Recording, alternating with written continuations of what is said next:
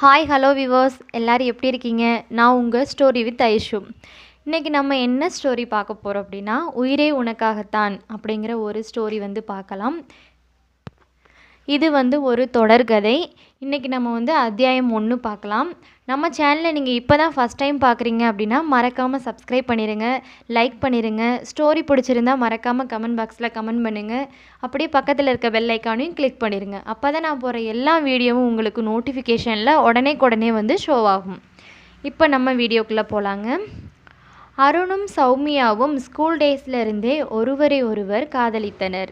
இவர்களுடைய காதல் பள்ளி பருவத்துடன் முடியாமல் கல்லூரியிலும் தொடர்ந்தது.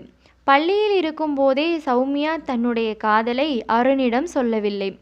அருணோ சௌமியாவை நெருங்கி பேச நினைக்கும் போதெல்லாம் சௌமியா நாணத்தால் விலகியே செல்வாள்.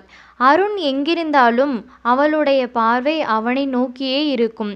அவன் பார்க்கும்போது பார்க்காதது போல் நடிப்பாள். அவனும் அப்படித்தான். படிப்பில் அதிக ஆர்வம் காட்டியவன் ஏனோ காதல் மனதில் இருந்தும் அதில் அதிக ஆர்வம் காட்டவில்லை. 2 வருடங்களுமே வெறும் பார்வையாலேயே ஓடிவிட்டது. இருவருமே பார்வை என்ற வலையை வீசிக்கொண்டு மட்டுமே 2 வருடங்களை கழித்துவிட்டனர். இப்பொழுது பள்ளி பருவம் முடிந்து கல்லூரியில் சேர வேண்டிய கட்டாயம் வந்துவிட்டது.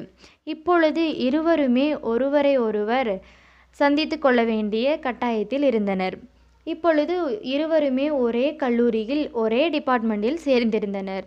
இப்பொழுதாவது அருண் தன்னை விரும்புவதாக சொல்வான் என்று நினைத்தாள். ஆனால் அவன் வரவில்லை.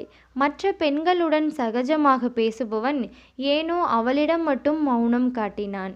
அது அவளுக்கு ஏனென்று புரியாமல் தவித்துத்தான் போனாள் சௌமியா. அன்றைக்கு லவ்வர்ஸ் டே. காலேஜில் இருக்க எல்லாரும் அவங்க லவ் பண்ணுறவங்களுக்கு பூங்கொத்து கொடுத்தும் கிரீட்டிங் கார்டு கொடுத்தும் தங்களுடைய காதலை வெளிப்படுத்தினர்.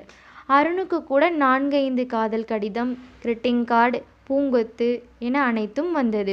இதையெல்லாம் அவன் வாங்க மறுத்தான் முதலில். பின்பு சௌமியா தன்னை பார்ப்பதை தெரிந்து கொண்ட அவன் அவளை வெறுப்பேற்றுவதற்காக பிறகு வாங்கி கொண்டான்.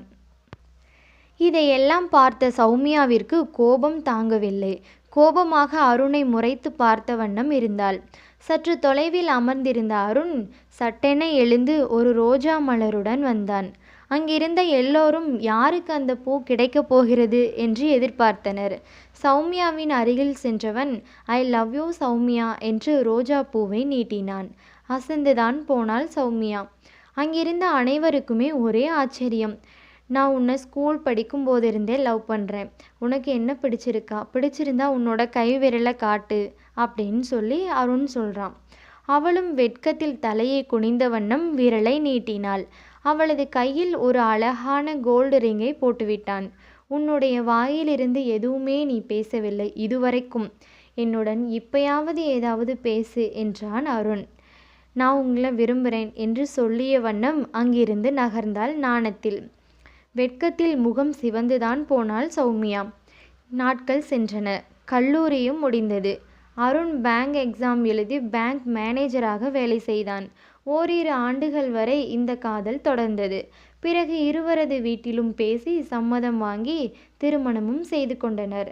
அன்று அவர்களுக்கு முதலிரவு. அருண் அவனுடைய அறையில் அவளுக்காக காத்திருந்தான்.